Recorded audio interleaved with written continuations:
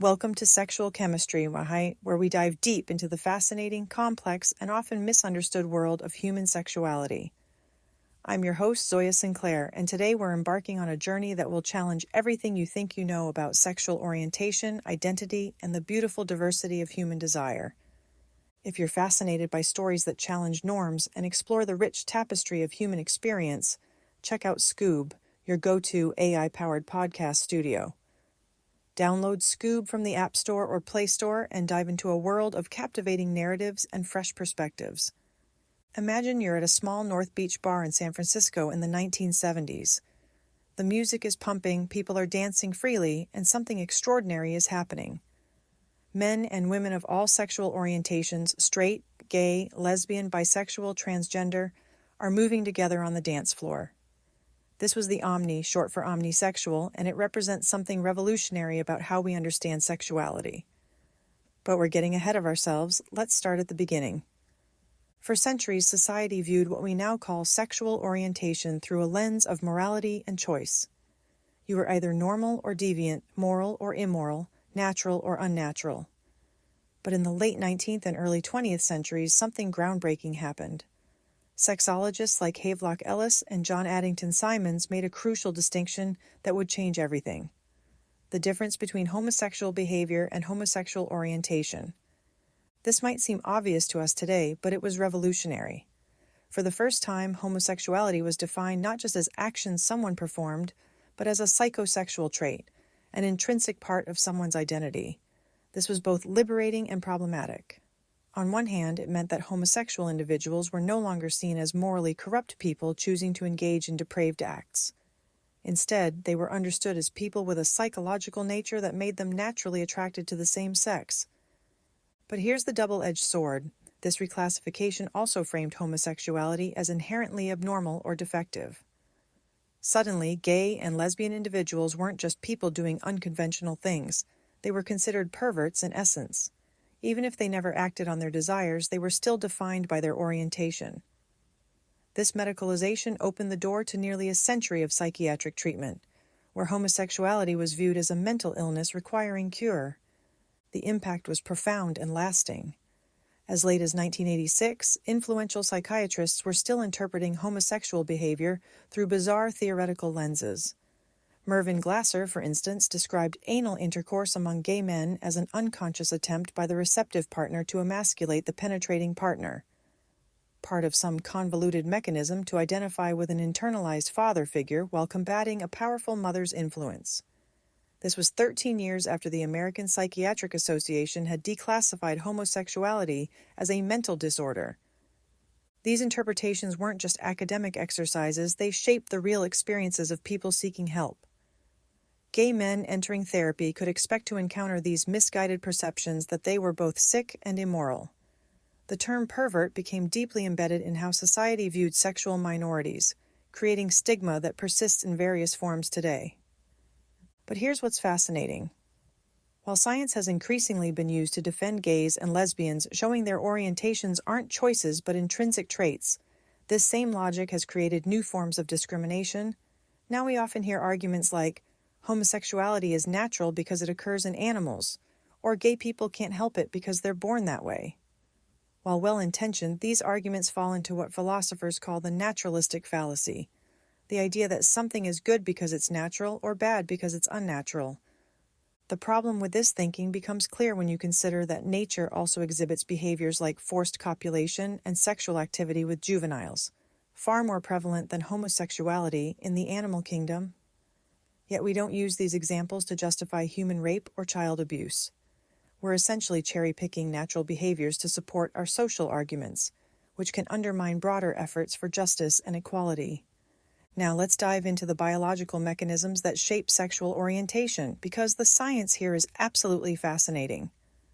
The development of sexual preference appears to be orchestrated by a complex hormonal symphony that begins in the womb and continues through puberty. Here's how it typically works for males. A man usually develops a sexual preference for women due to the way his brain evolves in response to hormonal influences.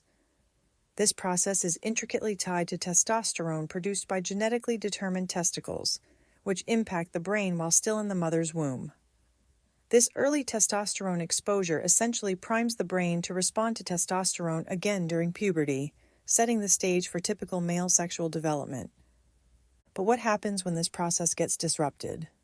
If there's an interruption in any of these factors, the genes for testicles, the burst of testosterone in the womb, or the hormonal surge at puberty, it can result in deviations from typical male development.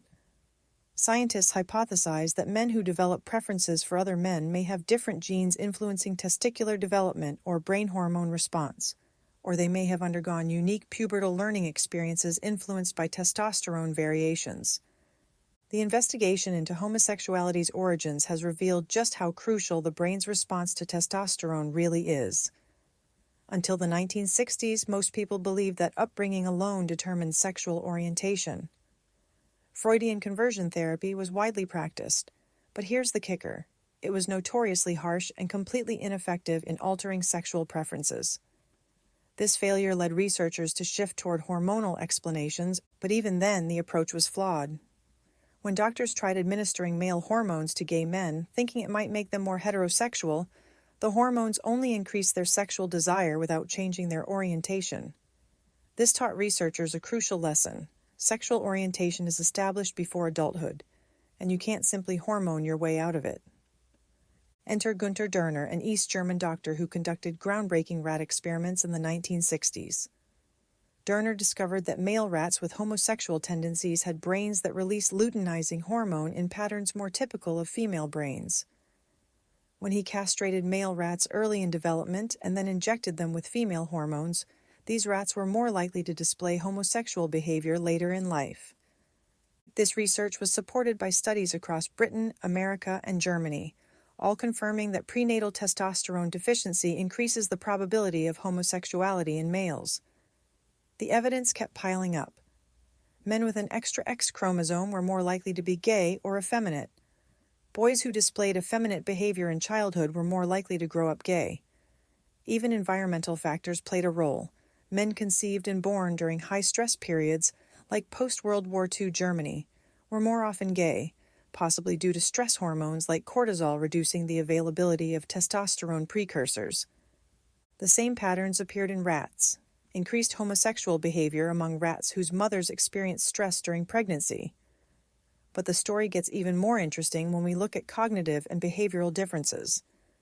Gay men often lack some strengths typically seen in male brains while showing strengths not commonly associated with male brain function.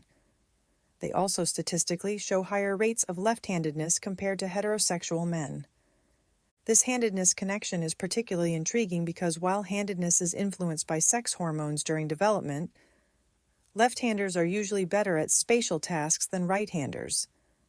It's a reminder of how much we still don't understand about the intricate relationships between genes, hormones, brain function, and skills. In 1993, the scientific world was rocked by an announcement that would become one of the most sensational and contentious genetic discoveries of our time. Dean Hamer declared that he had identified a gene on the X chromosome that significantly influences sexual orientation. The media immediately dubbed this the discovery of a gay gene, and the implications seemed enormous. This announcement was part of a broader wave of research suggesting that homosexuality has a biological basis rather than being an outcome of cultural pressure or conscious choice. Interestingly, some of these studies were conducted by gay researchers themselves, like Simon LeVay from the Salk Institute. These scientists were driven by a powerful motivation: to establish in public consciousness that homosexuals are inherently predisposed to their orientation. Their reasoning was sound on multiple levels.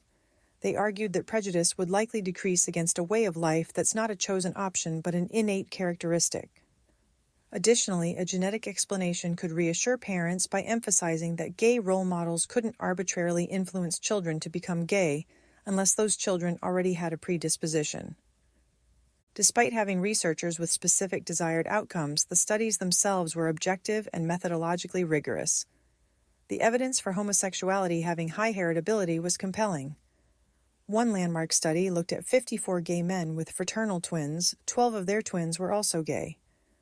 But when they examined 56 gay men with identical twins, 29 of their twins were also gay. Think about what this means. Fraternal and identical twins share the same environment, so the only difference is genetic similarity. The fact that identical twins showed much higher rates of shared homosexuality suggested that genetic factors account for approximately half of the likelihood of a man being gay. Multiple studies reached similar conclusions, making the case for genetic influence increasingly strong. This is where Dean Hamer's detective work gets fascinating. Intrigued by these twin studies, he decided to hunt for the specific genes involved. Through interviews with numerous families that had gay male members, he noticed something remarkable. Homosexuality seemed to run along the maternal line. If a man was gay, the most likely other gay family member from the previous generation wasn't his father, but his mother's brother. This observation led Hamer to hypothesize that the gene might be located on the X chromosome, which passes exclusively from mother to son. Using genetic markers to compare gay and straight men within these families, Hamer identified a candidate region on XQ28, located at the tip of the chromosome's long arm. His findings were striking. Gay men shared the same version of this marker 75% of the time, while straight men shared a different version 75% of the time. This ruled out coincidence with 99% confidence. But here's where evolutionary biology adds another layer of intrigue. Robert Trivers and other evolutionary biologists were particularly excited about finding this gene on the X chromosome because it solved a major puzzle. The challenge with any gay gene is obvious. If homosexuality reduces reproductive success, why would such a gene persist? Gay men typically have fewer children than straight men, so theoretically any gene causing homosexuality should disappear from the population over time. Trivers proposed an elegant solution: an X chromosome-linked sexually antagonistic gene. Here's how it works. Since X chromosomes spend twice as much time in women as in men, a gene that benefits female fertility could persist even if it reduces male fertility. Imagine if Hamer's gene influenced something like female puberty timing or breast size. Historically, larger breasts might have signaled better milk production or attracted wealthier partners, increasing offspring survival rates.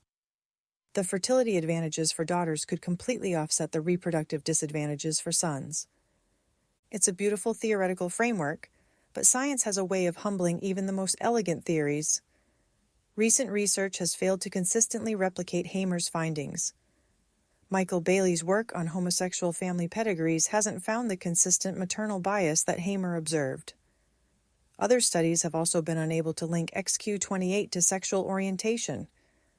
This doesn't necessarily mean Hamer was wrong. It might mean the association was specific to the families in his original study.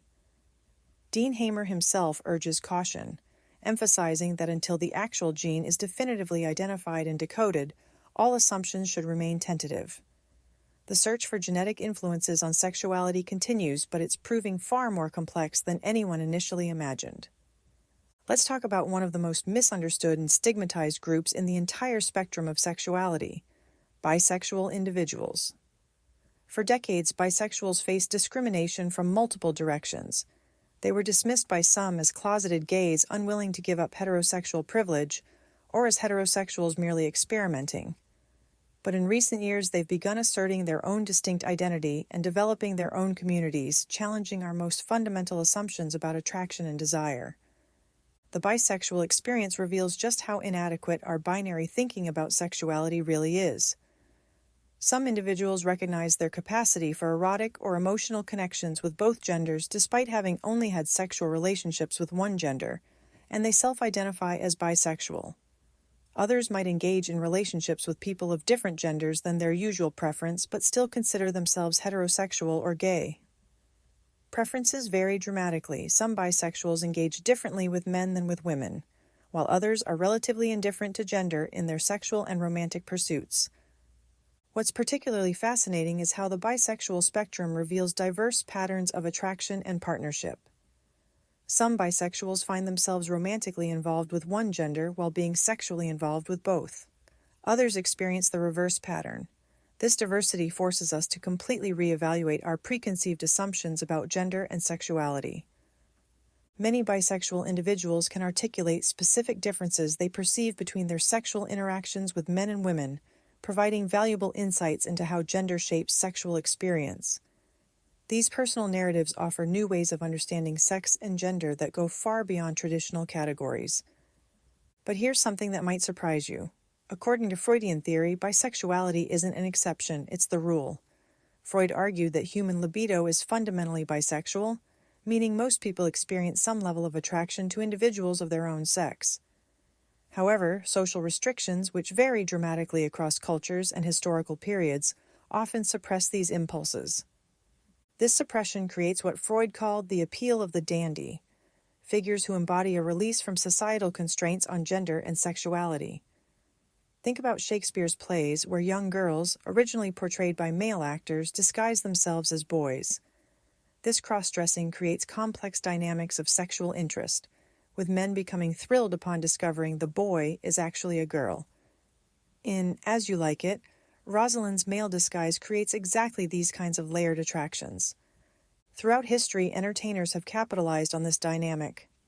Josephine Baker, dubbed the Chocolate Dandy, and Marlene Dietrich, who incorporated male attire into their performances, became immensely popular among men. Similarly, the slightly feminized male, or pretty boy, has always been alluring to women. Rudolph Valentino personified this trait, and Elvis Presley, with his feminine facial features, hip movements, frilly pink shirts, and eye makeup, drew massive attention from women early in his career. Filmmaker Kenneth Anger noted that Mick Jagger's bisexual charm significantly contributed to his appeal among young girls, tapping into their unconscious desires. Throughout Western culture, feminine beauty has often been more fetishized than masculine beauty, which explains why men with feminine facial features like Montgomery Clift typically possessed more seductive power than more traditionally rugged figures like John Wayne. This dandy phenomenon extends into politics as well. John F. Kennedy embodied a compelling mix of masculine and feminine traits. While he was undeniably masculine in his confrontations with the Russians and his physical activities like White House lawn football games, he also possessed a graceful, dapper appearance that signified feminine qualities. This blend contributed significantly to his widespread appeal across gender lines. British statesman Benjamin Disraeli was another political dandy, known for his flamboyant dress and demeanor. Despite initial suspicion toward his style, his complete disregard for public opinion earned him respect. Women particularly adored Disraeli for his gentle manner, aesthetic sensitivity, and love of clothing, characteristics deemed feminine at the time. His most prominent female admirer was Queen Victoria herself. What's remarkable is that despite surface-level disapproval that androgynous figures might provoke, society's mistrust often disguises a deeper fascination. The most seductive elements are frequently those that remain suppressed or forbidden. By adopting elements of dandyism, individuals can become focal points for people's hidden, unrealized yearnings. Now let's explore the rich, diverse world of sexual subcultures that have flourished throughout American history. These communities, encompassing gay men, lesbian women, transgender individuals, bisexuals, leather communities, swingers, and spiritually defined groups like pagans, modern primitives, and radical faeries, provide fascinating insights into alternative ways of expressing sexuality and structuring relationships. Remember that North Beach bar I mentioned at the beginning? The Omni represents something extraordinary about how sexual community can function. Dossie's recollection of this 1970s dance club showcases a remarkable microculture of diverse sexual expression. This small venue attracted men and women of varied sexual orientations and identities: straight, gay, lesbian, bisexual, and transgender. It was a place that celebrated sexual openness, bringing together hippie free love enthusiasts and sex industry professionals who gathered primarily to dance liberally and engage in what they called fearless cruising. What made the Omni special was how its large transgender clientele challenged traditional categorizations of desire. Patrons could dance with attractive individuals without knowing their chromosomal gender, making it impossible to cling to rigid sexual preferences. This might sound chaotic, but it actually created unique benefits. The pervasive uncertainty about others' preferences compelled everyone to treat each other with respect. No one could assume what type of interaction might appeal to someone else, so direct and respectful inquiries became the norm. For a young woman like Dossie, this atmosphere was revolutionary.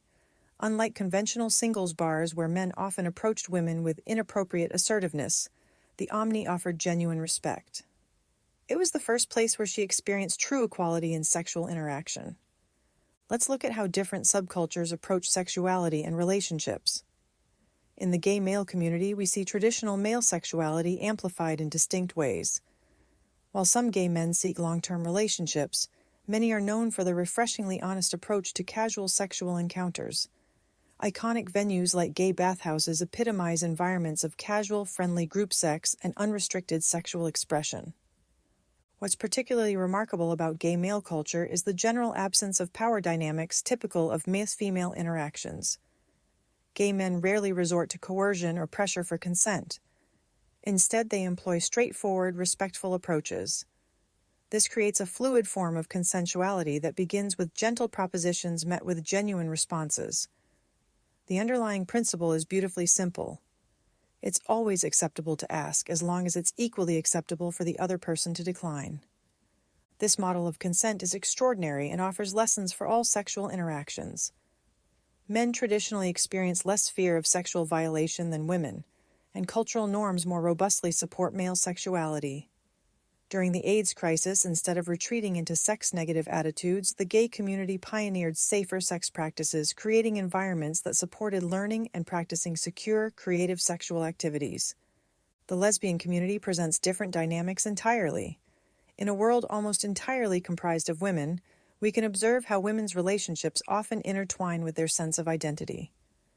This is exacerbated by a culture that traditionally offers minimal recognition of women's independent selfhood. Many women behave as though their very identity depends on their relationships, which shows up particularly in patterns of serial monogamy, a prevalent form of non-monogamy within the lesbian community. In lesbian serial monogamy, future partners often appear before past relationships conclude, accompanied by dramatic transitions that feel more secure than the prospect of being alone. However, younger lesbians are increasingly questioning these traditions, exploring non-monogamy as a means of establishing less isolated relationships. This exploration of lesbian polyamory is marked by deep thoughtfulness, commitment to consensuality, and profound openness in processing emotions. Perhaps most importantly, lesbian women provide valuable lessons in redefining women's roles as sexual initiators. In heterosexual culture, men are traditionally expected to be sexual aggressors, while women wait passively. But in relationships between women, waiting for someone else to initiate, like Sleeping Beauties awaiting Princess Charming, simply doesn't work. Women in these relationships quickly learn to make eye contact, initiate touch, move closer, and directly express interest. These subcultures collectively offer insights that challenge and expand our understanding of sexual expression and social interaction. They encourage questioning rigid gender roles and exploring more respectful, consensual, and open ways of relating to one another. Rather than being marginal curiosities, these communities serve as laboratories for human possibility, showing us alternative ways of organizing desire, intimacy, and connection. If you're curious about the evolving landscape of relationships, intimacy, and human connection, Scoob curates podcasts that dive deep into these themes with empathy and insight. So, what are you waiting for? Download Scoob from the App Store or Play Store and join a community exploring the rich diversity of love and desire. In the late 1970s, something extraordinary was happening in research laboratories that would fundamentally change how we understand human sexuality across different orientations. William Masters and Virginia Johnson, already famous for their groundbreaking work on human sexual response, embarked on what might be the most audacious sex research project ever attempted.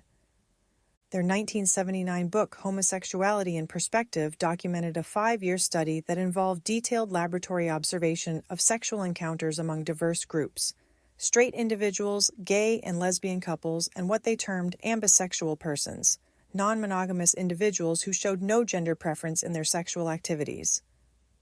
Picture this. To protect participants' anonymity, Masters and Johnson scheduled these sessions during unusual hours, late nights and weekends when their building was empty. Among the most extraordinary aspects was how they arranged partners. While some participants engaged with their spouses or long-term partners, others were paired with complete strangers, partners chosen not by the subjects themselves but assigned by the researchers. Think about the logistics and psychology of this for a moment. Individuals would arrive at the laboratory, participate in a brief orientation with Masters and Johnson, then proceed to engage in sexual activities with someone they'd never met, all under scientific observation.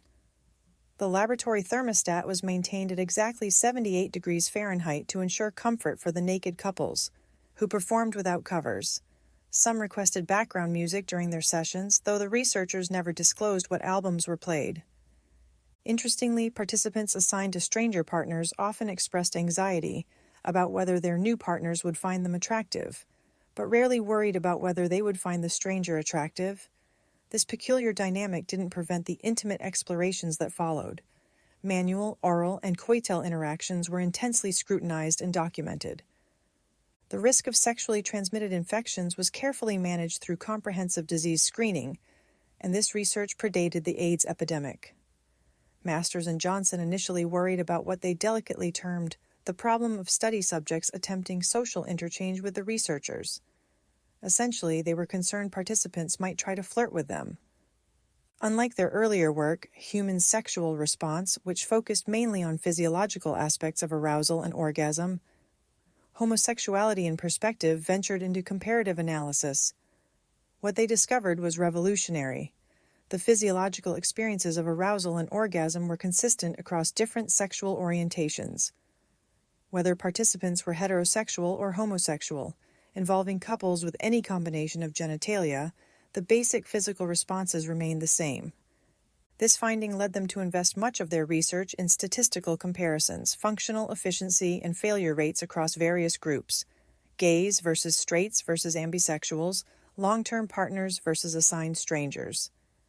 The book featured numerous tables with clinical titles like Functional Efficiency of Ambisexuals in Manipulative Stimulation and Coition, providing a numerical view of sexual performance that critics found mechanistic and emotionally sterile. But here's what's truly remarkable. Their research revealed two distinct portraits of sexual encounters. First, there was skillful, efficient sex driven by goals with minimal instances of failure, showing no significant differences across the studied groups. The volunteers, regardless of sexual orientation or relationship status, exhibited what could be termed 100% orgasmic return. This extraordinarily high success rate led to an important insight. Individuals willing to volunteer for such explicit and demanding research were typically confident in their sexual responsiveness. In other words, the study may have selected for people who were already sexually successful and comfortable. When Masters and Johnson broadened their scope to include qualitative insights, they discovered that sexual orientation had no bearing on physical sexual function, but it revealed important differences in approach, communication, and emotional processing. Gay and lesbian couples often showed more direct communication about preferences and desires, while heterosexual couples more frequently relied on assumptions based on gender roles. The research also revealed that assigned stranger partners often performed with higher functional efficiency than established couples, suggesting that novelty and focused attention on physical response could override the emotional familiarity of long-term relationships.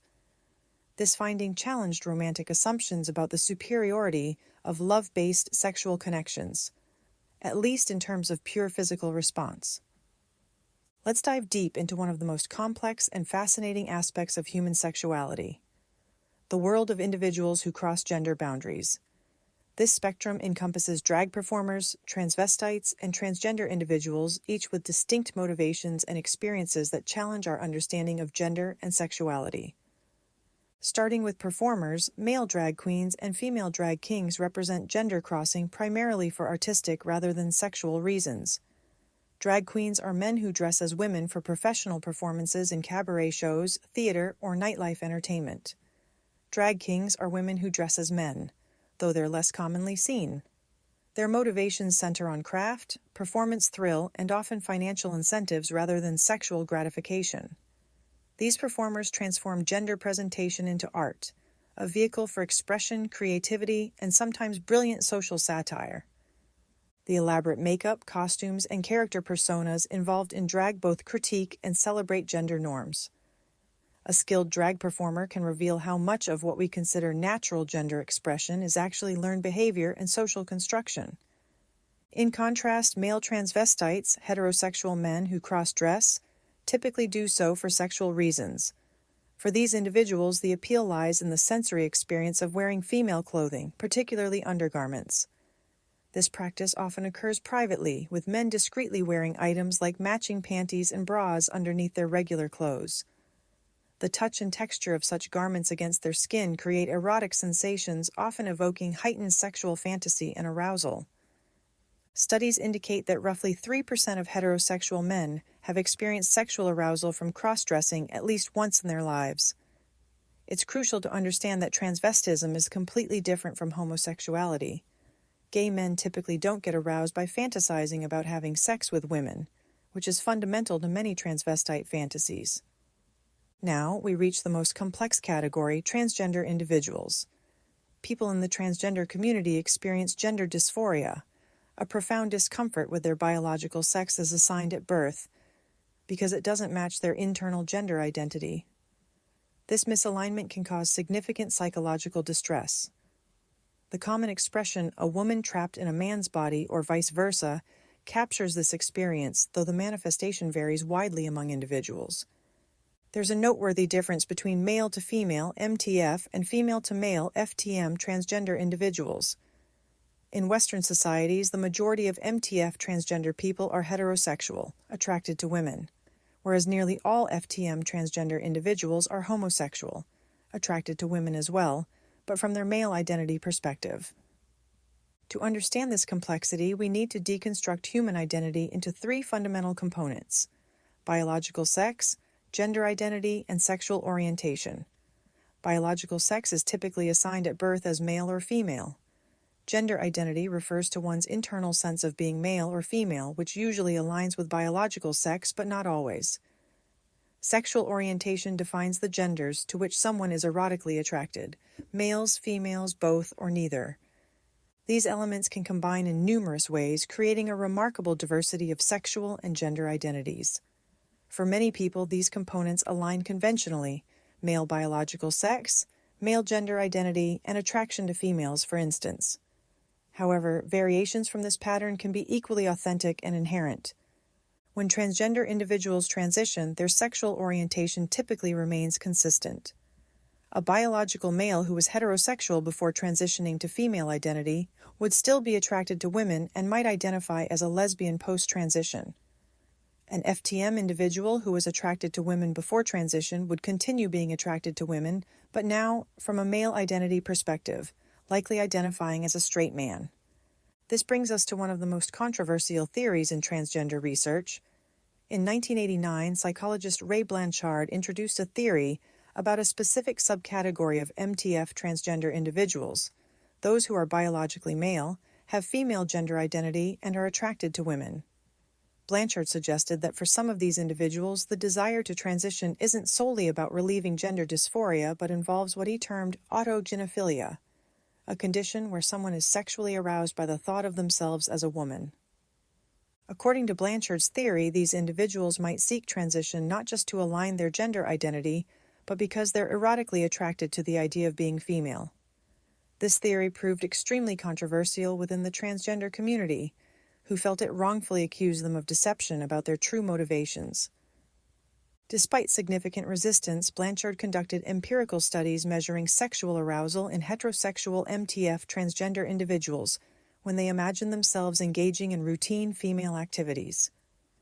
Using physiological arousal measurements, his findings suggested significant sexual arousal among individuals who claimed their transition had no sexual component. This research highlights the complex intersection between sexuality, gender identity, and erotic desire. It suggests that human motivation for gender expression and transition can involve multiple factors simultaneously. Psychological gender identity, social gender roles, and erotic attraction patterns can all influence how someone experiences and expresses their gender. As we near the end of our journey through the spectrum of human sexuality, we need to address a critical issue that affects how society understands and accepts sexual diversity: the dangerous tendency to justify human sexuality through appeals to nature. You've probably heard arguments like, homosexuality is natural because it occurs in animals, or gay people can't help it because they're born that way. While these arguments are well-intentioned and often used to defend LGBTQ+ rights, they fall into a philosophical trap that can actually undermine the very equality they're trying to establish. This trap is called the naturalistic fallacy, the mistaken belief that something is good and acceptable because it's natural, while something unnatural is consequently bad and unacceptable. When we use animal behavior to justify human homosexuality, we're implicitly suggesting that behaviors not observed in other species might be morally questionable. Here's the problem with this logic. Nature exhibits all kinds of behaviors we would never want to emulate or justify in human society. Sexual activity between adults and juveniles is far more common in the animal kingdom than homosexuality. Forced copulation, what we would call rape, is also extremely prevalent across species, yet no one uses these examples of natural animal behavior to justify human adults engaging in sexual acts with children or to condone rape. When we cherry-pick natural behaviors to support specific social arguments, we create an inconsistent and ultimately fragile foundation for human rights. If homosexuality is acceptable because it's natural, what happens when someone points out other natural behaviors we find abhorrent? Our entire argument collapses. Even more problematic is the implication that human behaviors unique to our species might be automatically suspect. Humans engage in many sexual and social behaviors that appear rare or absent in other animals. Complex romantic love, lifelong pair bonding by choice rather than biological programming, elaborate courtship rituals involving art and music. If we're going to judge human sexuality by animal standards, we'd have to question much of what makes human relationships meaningful and beautiful. The real issue is that we shouldn't need to justify consensual adult sexuality at all, whether it's homosexual, heterosexual, bisexual, or any other orientation. The moral question isn't whether a particular sexual orientation is natural, it's whether sexual interactions involve informed consent between adults. That's the only criterion that actually matters for ethical evaluation. This becomes even more important when we consider how the born this way argument, while sometimes politically effective, can actually harm sexual minorities. It suggests that sexual orientation is only acceptable if it's involuntary. That choice somehow makes it less legitimate. But many aspects of human identity involve both biological predisposition and personal choice.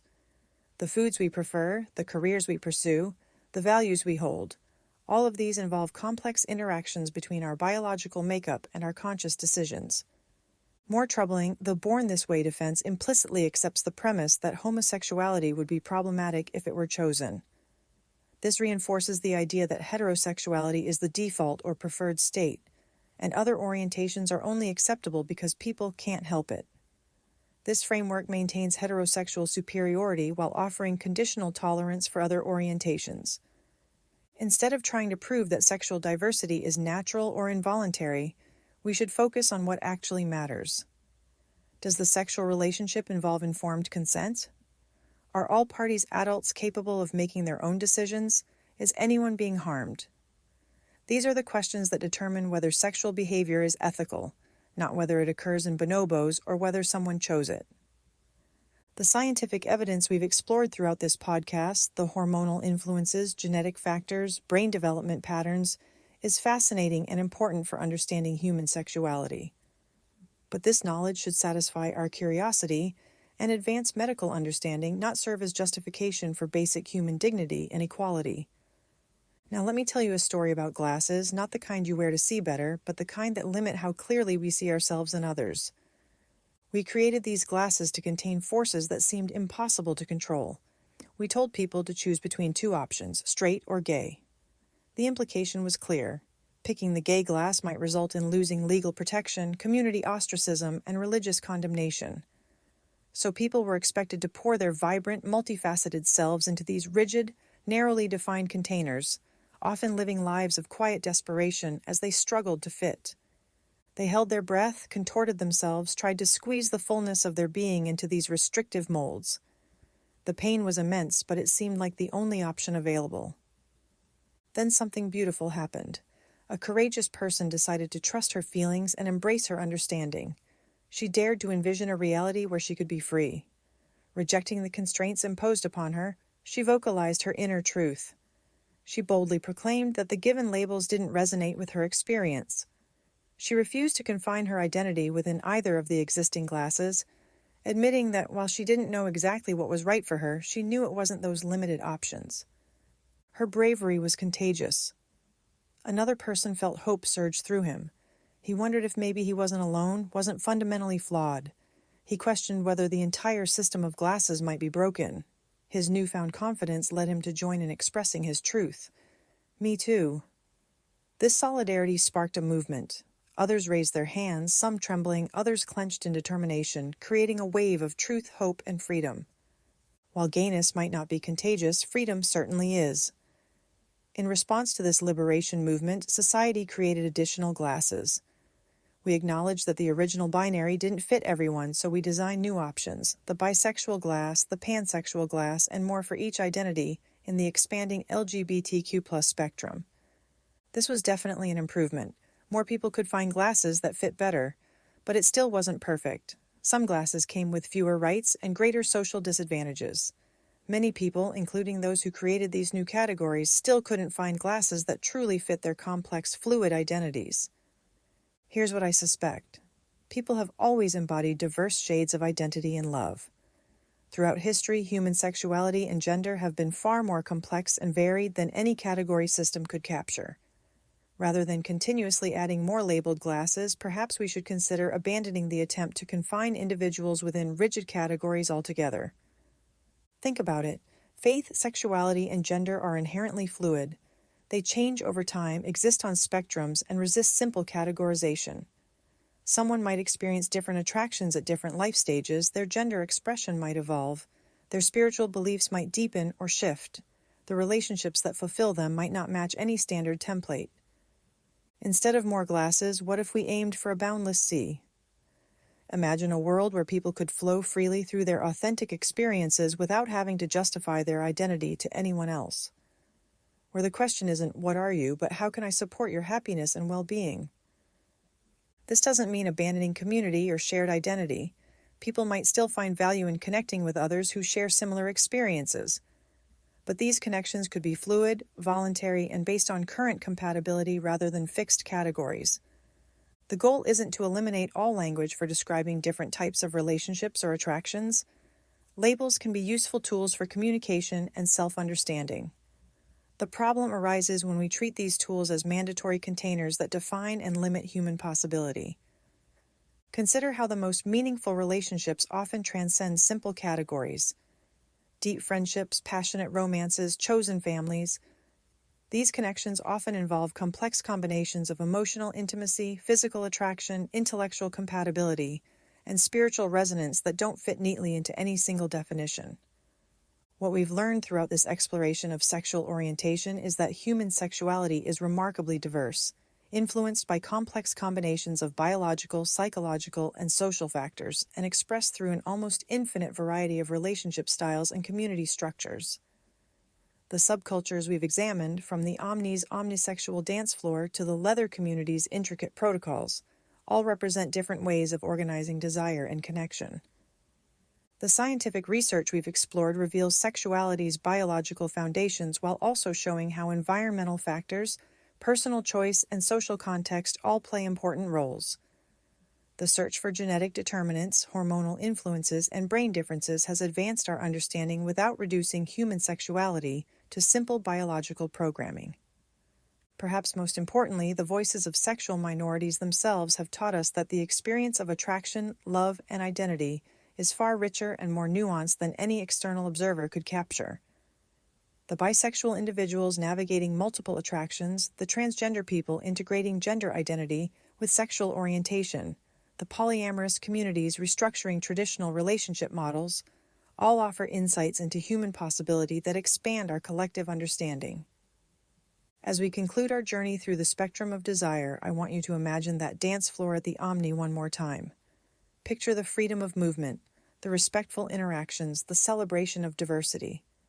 The research we've explored, from hormonal influences in the womb to genetic markers on the X chromosome, from Masters and Johnson's laboratory observations to the rich narratives of diverse sexual communities, all points to the same conclusion. Human sexuality is beautifully, gloriously complex. Remember what we learned, that the drive for freedom and authentic self-expression is fundamental to human nature. Whether it's rejecting psychiatric categories that pathologize difference, escaping social restrictions that limit possibility, or simply finding the courage to say, "These boxes don't fit me." The movement toward greater sexual freedom represents something deeply human and profoundly valuable. The spectrum of desire isn't just about sexual orientation, it's about the full range of ways humans can connect, love, and find meaning through intimate relationships.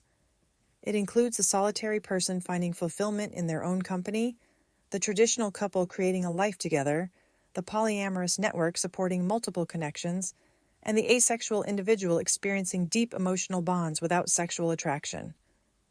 What unites all these experiences isn't a shared identity or orientation, but shared humanity. The same neural pathways that create romantic love, the same hormones that drive sexual desire, the same capacity for emotional intimacy. These exist across the entire spectrum of human sexuality. We're all more similar than different, all seeking connection and understanding in our own ways. As society continues evolving toward greater acceptance and inclusion, perhaps our goal shouldn't be perfect categorization, but a radical acceptance of complexity. Instead of asking people to choose glasses, we could celebrate the infinite ways humans experience attraction, love, and identity. Thank you for joining me on this journey through the spectrum of desire. Remember, in a world that often demands you choose a box, your identity belongs to you alone. The most radical thing you can do is be authentically, courageously, beautifully yourself. This has been Sexual Chemistry, and I'm your host, Zoya Sinclair, reminding you that love is love, identity is beautifully complex, and freedom is contagious. For more stories that celebrate the rich tapestry of human connection, sexual identity, and beyond, dive into Scoob, your AI-powered podcast studio filled with voices exploring every facet of love and intimacy. Download Scoob from the App Store or Play Store and keep your journey of discovery alive. Until next time, keep exploring, keep questioning, and keep celebrating the beautiful diversity of human experience.